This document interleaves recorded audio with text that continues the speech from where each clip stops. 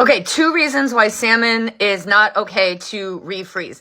Number one, if you freeze it improperly and you put it on your counter at any point, you could be in the danger zone for bacteria, and then you don't want to refreeze it and then cook it again later. Typically, when you defrost something, the most food safe thing to do is cook it immediately. If it was in the refrigerator the whole time and never got warm at room temperature, fine, you can redo it. But this is what happens when you freeze things. When you quick freeze things, the ice crystals line up nice and neat, and it doesn't affect what you're freezing and defrosting.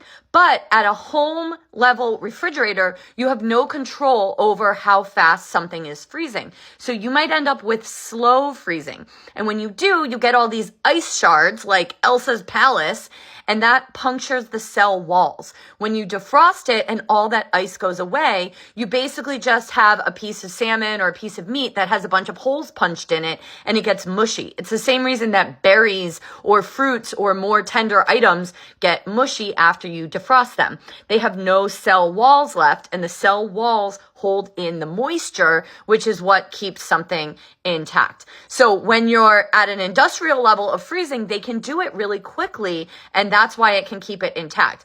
So basically, the more you freeze and defrost and freeze and defrost, the more holes you're puncturing potentially in the cell walls.